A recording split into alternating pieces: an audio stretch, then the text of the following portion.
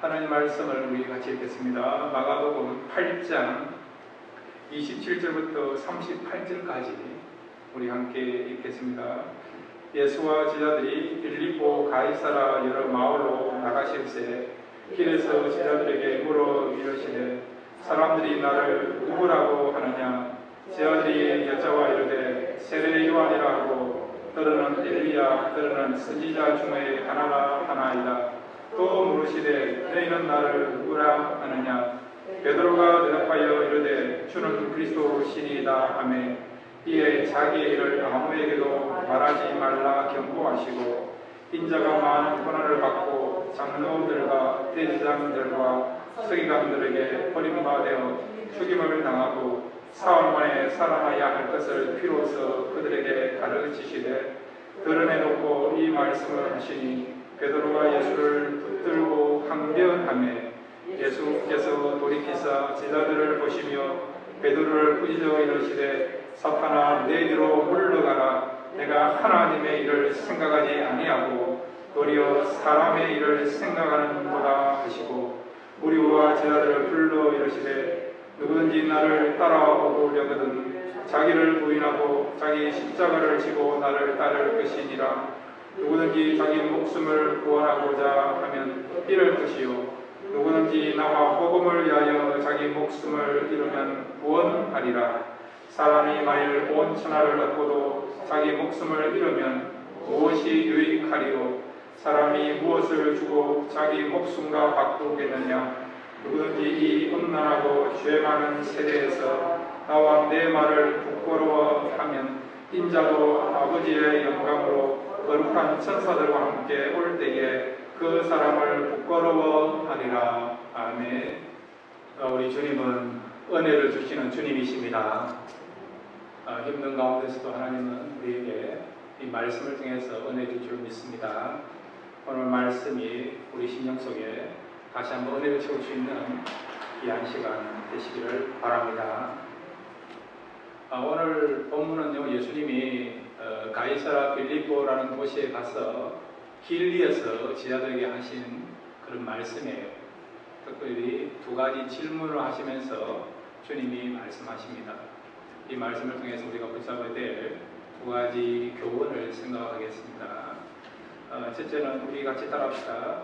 예수님을 바로 알아야 한다. 예, 여러분 예수님을 바로 아시길 바랍니다. 이거는 평생 과제입니다. 우리가 한 번 아는 걸로 끝나는 게 아니고요. 우리가 죽는 것뿐만 아니라 천국 가서도 계속해서 우리는 예수님을 알아야 됩니다. 나도 예수님을 아는데 또 사모하는 마음 가지고 또 최선을 다함으로 주님을 더 깊이 풍성하게 알아갈 수 있는 저와 여러분 되시기를 바랍니다. 오늘 본문에 보면 예수님이 지금 제자들과 함께 이 가이사라 빌립보라는 지역을 방문하셨어요. 이 지역은 이스라엘 지도에서 보면 최북단에 위치하고 있는 도시입니다. 원래 그 로마 황제 가이사 아구스도가요, 헤롯 대왕에게 하사한 도시가 이 가이사라 빌립보였어요. 헤롯 왕은 그의 아들 헤롯 빌립에게 이 도시를 또 넘겨주었습니다. 그래서 이 헤롯 빌립이요, 이 도시를 이렇게 이름을 지은 것이죠. 가이사의 이름과 자기 이름을 집어이어서 가이사라 빌립보라고 불러지게 된 것입니다. 이곳은 이스라엘 땅이지만 그럼에도 불구하고 이방인들이 같이 공존하고 있고 또 문화와 또 여러 가지 어떤 그 당시 어떤 이스라엘 상황 속에서는 가장 번창하고 앞서가는 그런 문명을 자랑하는 그런 화려한 그런 곳이 이 바로 이 가이사라 빌립보이고 또 이 가이사라 빌립보에서 가까운 곳이 헬몬산이라고 있거든요. 다음 주 우리가 나누기 원하는 예수님 변화산이라고 부르는데 그것이 헬몬산인데 휴양지로도 유명한 곳이 이 가이사라의 빌립보 지역입니다.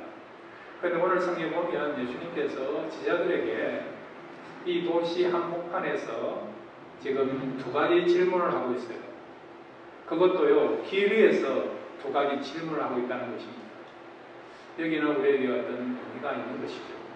자, 여러분 마가복음 8장 27절을 같이 읽겠습니다. 시작. 예수와 제자들이 빌립보 가이사라 여러 마을로 나가실세 길에서 제자들에게 물어 이르시되 사람들이 나를 누구라고 하느냐. 예. 길에서 예수님이 제자들에게 물은 거죠. 여러분, 길은 무엇입니까? 단순하게 우리가 통행하는 그런 어떤 통로로 쓰여지는 것이 길이지만 여기서 말하는 길은 어떤 의미일까요? 성경에서 여러분 길에 대한 의미가 많잖아요. 길은 단순하게 우리가 통행을 하는 그런 정도의 의미가 아니고요. 길이란 것은 인생의 어떤 방향, 목적, 가치관을 우리가 말할 때에 길로 표현하지 않습니까? 좁은 길, 넓은 길, 생명의 길, 멸망의 길, 축복의 길, 저주의 길, 또 어떤 경우는 우리가 꼭 가야 될 길, 그 사명의 길, 또 어떤 경우는 가지 말아야 될 길. 그러니까 길이란 것은 어떤 의미에서 우리 인생에 대한 목적, 방향을 말한다는 거죠. 지금 예수님은 이스라엘 안에서도 가장 화려하고요, 그리고 또한 사람들이 살기 좋아하는 그런 어떤 도시 한복판에 들어가셔서 그것도 길 위에서 지금 질문을 하고 있다는 거죠. 그러니까 우리가 어떤 인생을 살아야 될 것인가, 그 부분에 대해서 주님께서 말씀하고 있는 그런 귀한 교훈과 메시지가 오늘 본문 속에 있습니다. 주님이 오늘 제자들에게 첫 번째 어떤 질문을 하시는가 하니까, 자, 오늘 27절 보시면 길에서 제자들에게 물어 이르시되 사람들이 나를 누구라고 하느냐. 제자들에게 물었어요. 첫 번째 질문이 뭐냐? 세상 사람들이 나를 누구라고 하느냐? 사람들이 나에 대해서 어떻게 말하고 있고 나에 대해서 어떻게 인식하고 있느냐? 그 질문을 하고 있는 것입니다. 그랬더니 제자들이 28절을 보시면 제자들이 여짜오되 이르되 세례 요한이라 하고 더러는 엘리야 더러는 선지자 중에 하나라 하나이다. 예. 세상 사람들은요 뭐라고 이야기하느냐? 선지자, 또 세례 요한, 엘리야, 그런 사람이라고 예수님을 지금 생각하고 있다는 거죠. 세상 사람들이 이렇게 예수님에 대해서 생각하는 그런 근거와 이유가 있습니다.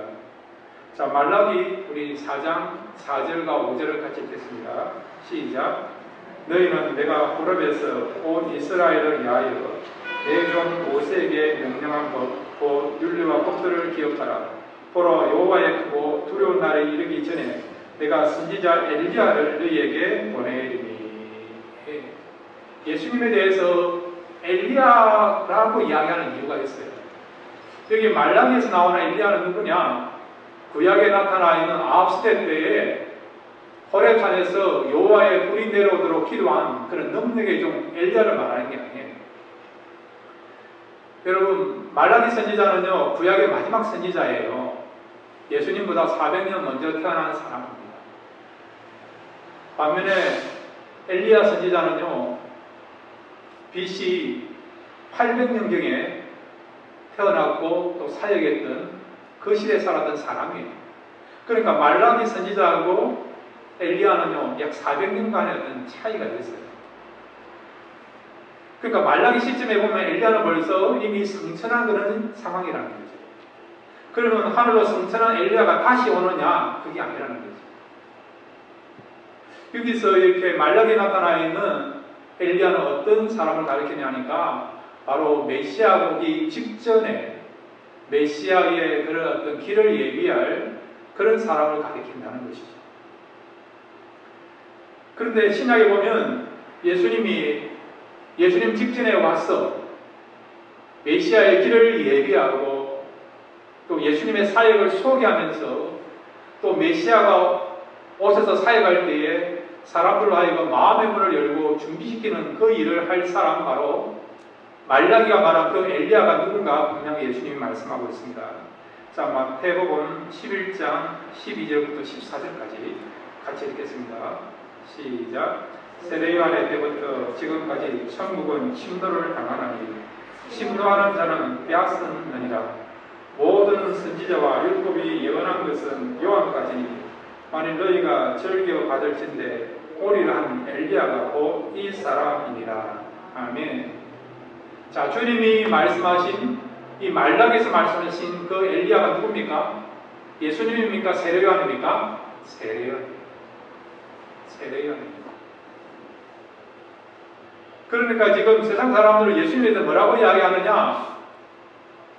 엘리야다, 또 선지자다, 그렇게 생각한다는 거죠. 또 어떤 사람은요, 세례요한입니다. 메시아가 왔을 때에 메시아의 길을 어떻게 예비한, 메시아가 아닌 메시아 사역을 알리고 그 다음에 길을 예비한 그런 사람으로서 예수님을 생각한다는 거죠. 세상 사람들은 누구도 예수님에 대해서 메시아로 구원의 주로 생각하지 않는다는 겁니다. 반면에 예수님에 대해서 뭐라고 생각한다고요? 바로 메시아 오기 직전에 나타나서 메시아의 그런 그 사역을 소개하고 길을 예비할 그런 엘리야, 세례요한, 또 선지자 중에 한 사람으로 생각한다는 거죠. 근데 여러분, 세례요한이나 엘리야나 그 선지자 중에 한 사람이라는 다 의미가요, 인칭으로 말하면 3인칭이에요. 3인칭. 여러분, 1인칭, 2인칭은 나하고 밀접한 관계가 있습니다. 그렇죠? 나와 너, 나와 당신. 근데 3인칭은요, 조금 관계가 멀어져 있어요. 그러니까 세상 사람들은 예수님에 대해서 1인칭으로 때로는 2인칭으로 생각하지 않고요, 3인칭으로 생각한다는 거죠. 멀리 있는 분으로 그렇게 생각한다는 겁니다. 자, 여러분에게 묻습니다. 여러분들도 세상 사람들이 생각하는 것처럼 예수님을 메시아로 구원의 주로 또 여러분하고 가장 친밀한 분으로 생각하지 않고 좀 괜찮은 사람으로, 훌륭한 사람으로, 또 아주 많은 지식과 학식을 갖고 있는 그런 선생으로 생각하십니까? 예수님 당시의 그런 사람들은 그렇게 생각했다는 거죠. 예수님을 진정한 메시아로 생각하지 않고요, 그냥 엘리야로, 세례요한으로, 선지자로 생각했다는 거예요. 이거는 여러분 예수님과의 거리가 멀고 있고요, 그 다음에 인격적인 관계가 아니라는 것을 말씀해 주고 있는 것이죠. 주님은 제자들에게 진정한 답을 얻지 못한 것을 아시고요, 두 번째 질문을 하시죠. 자, 29절 말씀 올려주세요. 29절입니다. 29절. 네, 29절 같이 읽겠습니다. 시작. 또 물으시되 너희는 나를 누구라 하느냐? 베드로가 대답하여 이르되 주는 그리스도시니이다. 아멘. 예. 주님이 두 번째 질문했습니다. 세상 사람들은 누구냐 했을 때에 엘리야입니다, 세례요한입니다, 선지자입니다, 그렇게 답을 했지만, 그렇다면 나와 이렇게 어느 정도 오랫동안 신앙생활하고 교제한 너희들은 나를 누구라고 하느냐, 그렇게 물은 거예요. 이거는 제자들에게 물은 것이 아니라 오늘 저와 여러분에게 주님이 묻습니다.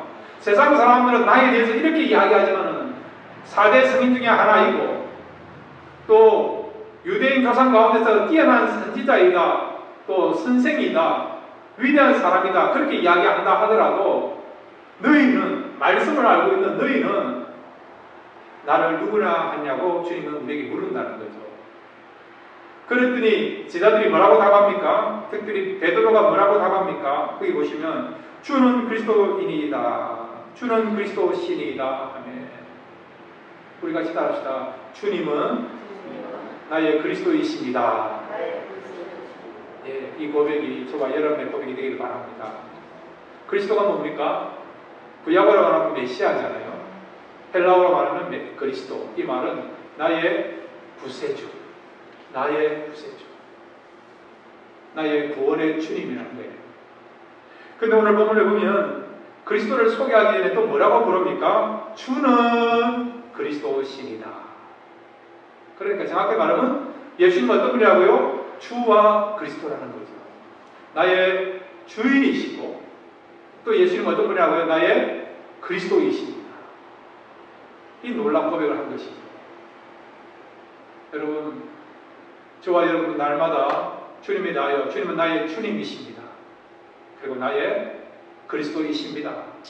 이런 고백을 늘 할 수 있는 저와 여러분 되시기를 바랍니다. 여러분, 우리 주님이 우리의 주인이래요. 그러면 우리는 그 주님에 속한 뭡니까? 소유잖아요. 성경에서는 우리를 가르쳐서 주님의 제자이다, 또 주님의 자녀이다, 또 주님의 그런 어떤 경우는 우리가 종이다 그렇게 말씀하고 있지 않습니까? 주님이 주인이니까 우리는 또 종이 될 수 있는 거 아닙니까? 여러분, 이 주인이라는 것은 바로 고대 사회에서는 노예와 종들에 있어서 소유권과 그 생사권을 다 갖고 있는 것입니다. 종이나 노예는 철저하게 주인을 위해 살아가는 거 아닙니까? 주님이 우리의 주인이라고 한다는 것은 우리의 인생은 주님을 위해 살아가야 된다는 거죠. 이 사실을 확실히 알았던, 주님을 인격적으로 만났던 사도 바울은 이 부분에 대해서 이렇게 고백을 하고 있습니다. 우리가 살아도 주를 위하여 살고 죽어도 주를 위하여 죽나니 그러므로 사나 죽으나 우리가 주의 것이로다. 예. 주님을 만나고 난 뒤로부터는 사도 바울은 철저하게 나는 예수 그리스도의 종입니다 라고 소개하지 않습니다. 사도 바울이 쓴 서신서를 보면 제일 먼저 나오는 소개의 내용이 뭡니까? 사도 바울이 얼마나 세상적으로 화려한 백그라운드를 갖고 있는 사람입니까? 히브리 중에 히브리인이고요, 바리새인이고, 가말리엘에서 확실하게 학문적으로 율법을 잘 배운 사람이고, 로마 시민권자고요. 얼마나 잘하는 것이 많습니까? 그럼에도 불구하고 사도 바울은 늘 자기를 소개할 때 뭐라고 이야기합니까? 나는 예수 그리스도의 종입니다라고 소개하고 있잖아요. 예수 그리스도께 매여 있는 사람이라는 거죠. 바로 주님께 매여 있는 그 삶이 너무 좋고 귀하고 행복하니까 자원한 마음을 가지고요, 나는 주님의 종입니다라고 소개하고 있는 거죠. 여러분, 날마다 우리는 주님께 소유된 사람이고 또 주님을 위해서 살아가야 될 존재인 것을 꼭 잊지 마시기를 바랍니다. 그 다음에 여러분, 예수님은 어떤 분이십니까? 우리의 구세주잖아요. 구원의 주님 아닙니까? 주님 아니면 우리가 구원받을 수 없는 거 아닙니까? 주님 때문에 우리가 이 자리에 나와 예배드리고요, 또 영생을 소유하게 되고 기쁨을 누리게 되고 어려운 가운데서 우리가 소망을 가질 수 있는 거 아닙니까? 죄와 사망의 문제를 해결할 수 있는 것도 예수님 때문에 가능한 건 아닙니까?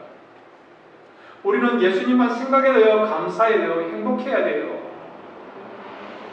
시편 기자처럼 내게 주신 그 은혜를 내가 무엇으로 보답할까? 그런 마음을 가져야 된다는 거예요. 여러분 살아오면서 여러분 생명을 구원해준, 육신의 어떤 생명을 구원해준 은인들이 있잖아요. 저는 있어요, 여러분. 지금도 생각하면 아찔하면서도 고마워요. 그 사람이 아니었으면 나는 영락없이 세상을 일찍 떠났을 것인데, 기대도 안 하고 생각도 안 했는데 그런 위기 가운데 나를 구원해 준 걸 생각하니까 너무 감사하지 않습니까? 근데 우리 주님은요, 이 세상 살아가는 어떤 육신의 생명이 아니라 영원한 생명을 구원해 주신 진정한 우리의 구세주가 되신 분입니다. 이 주님을 통해서 우리가 이 영원한 생명을 구원받은 은혜를 누리게 된 거예요. 그러니까 우리는 주님 생각하면 감사하고, 주님 생각하면 행복해야 되고, 주님 생각하면 가슴이 찡해야 된다는 거예요. 여러분, 사랑하는 사람 만나면 가슴이 막 떨리지 않습니까? 기분이 좋아지고, 그 사람만 보면 행복해지고 평안해지고 그렇지 않습니까? 부모님이 그렇고 여러분의 자녀가 그렇고 또 여러분이 사랑하는 사람, 또 여러분의 사랑을 받는 사람이 그렇지 않습니까? 하물며 여러분 사람과의 관계에서도 그 사람만 봐도 행복하고 기쁘고, 그런데 우리 주님은요, 우리의 삶 속에서 가장 기쁨과 행복을 줄 수 있는 그런 분입니다. 그런 관계를 우리가 누리고 그런 관계를 우리가 경험할 때에 인격적인 관계를 형성하는 것이고, 우리는 진정으로 주님과 깊은 사귐을 가지면서 주님을 점점 알아가는 것입니다. 여러분, 주님과 관계가요, 정말 멀어진 관계가 되지 않기를 바랍니다. 정말 누구보다도 가장 가깝고 친밀하고 또 만나고 싶고 또 대화하고 싶고 늘 가까이 하고 싶고, 나의 모든 것들을 토해내면서 고백하면서 주님과 대화할 수 있는 그런 인격적인 관계가 되기를 바랍니다. 그렇게 할 때 신앙생활에 재미가 있고요. 행복을 누리고 삶의 보람을 누릴 수가 있는 것입니다. 이 제자들도 그렇고 그 당시 세상 사람들은 예수님에 잘 몰랐어요. 진정한 주님으로 또 진정한 구주로 몰랐던 것입니다. 그렇지만은 저와 여러분은 이제 성령을 통해서 알고 있지 않습니까? 그러므로 날마다 여러분 주님과 관계가 더 깊어지고 그리고 또한 주님 때문에 행복하면서 주님 때문에 기뻐하면서 진정한 소망을 가지고 보람을 누리며 살아갈 수 있는 저와 여러분 되시기를 바랍니다. 두 번째로 여러분 오늘 우리가 이 두 번째 질문을 통해서 우리가 붙잡을 수 있는 그런 메시지가 있습니다. 우리 같이 따라합시다. 신앙은 점진적으로 성장하는 것이다. 예, 오늘 이 두 가지 질문을 통해서 우리가 붙잡을 수 있는 두 번째 메시지는 신앙은 점진적으로 성장한다는 거예요. 오늘 본문에 보면 베드로가 놀란 고백을 하지 않습니까? 다른 제자들은 제대로 된 예수님의 질문에 대해서 답변을 못 해요.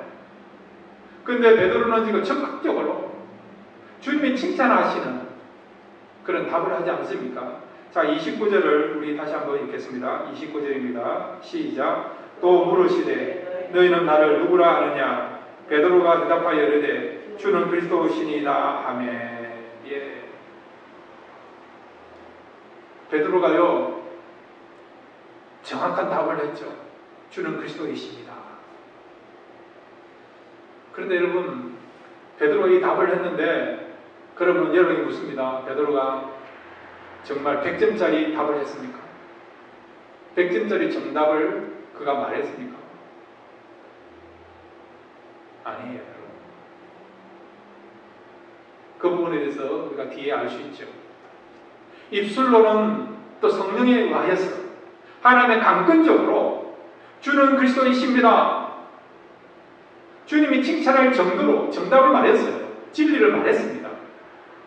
그렇지만은 그가 정말 100점짜리 그런 정답을 말했느냐? 자, 여러분 우리 거기 30절을 보겠습니다.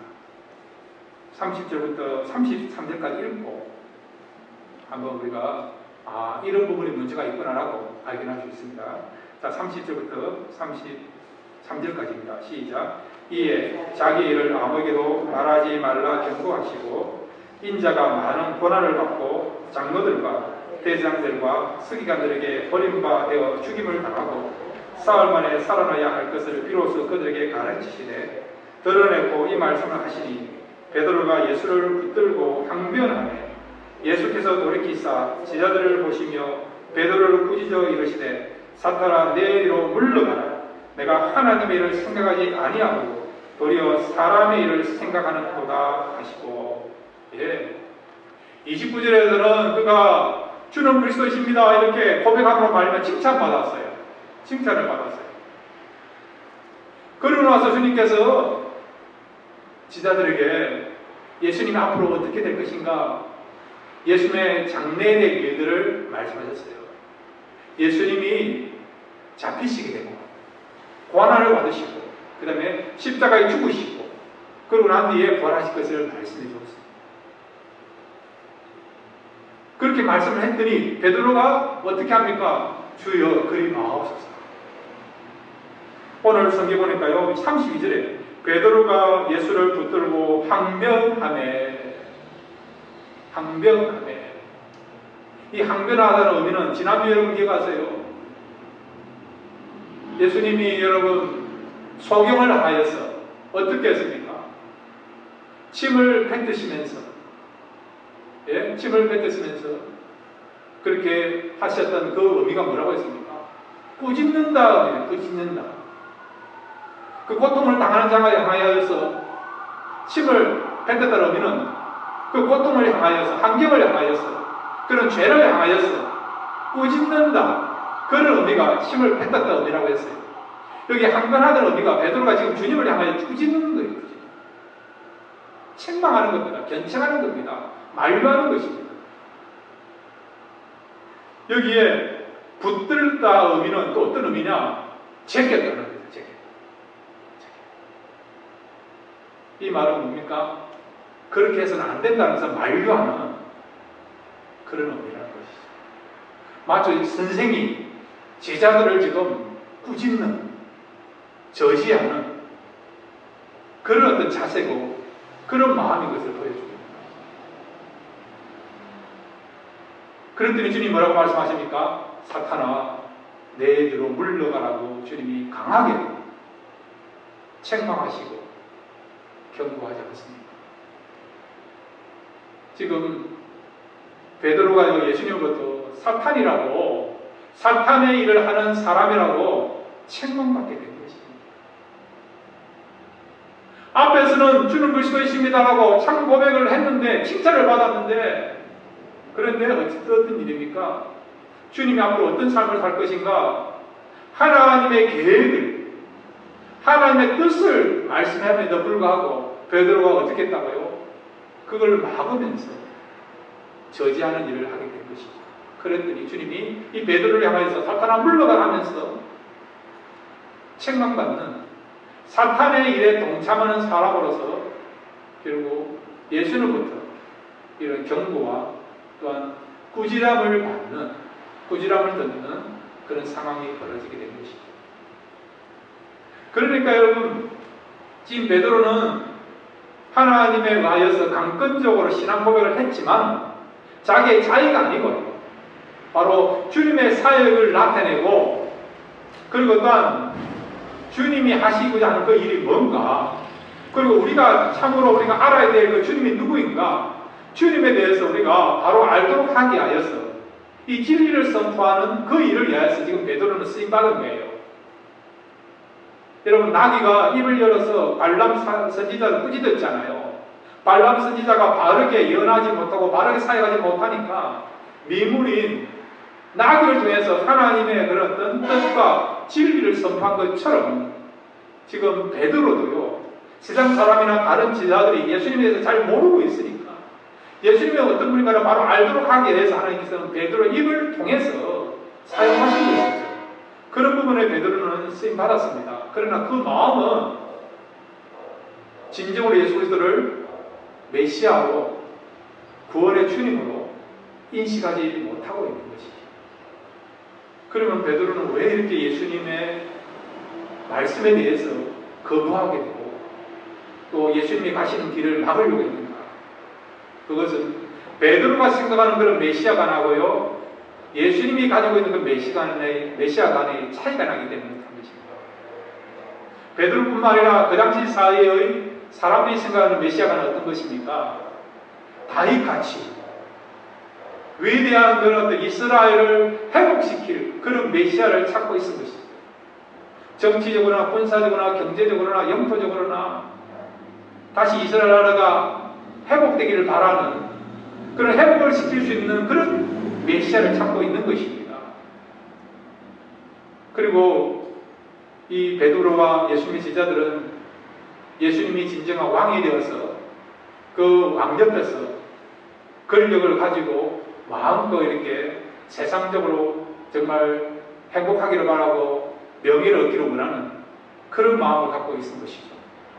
그래서 이 예수님의 제자들이나 베드로나 세상 사람들이 생각하는 그 메시아가 어떤 메시아냐니까, 메시아는 결코 고난을 받으면 안 된다는 거예요. 십자가에 죽어서는 안 된다는 것입니다. 정치적으로나 권력적으로 힘을 가져야 되고요, 나라를 회복해야 된다는 것입니다.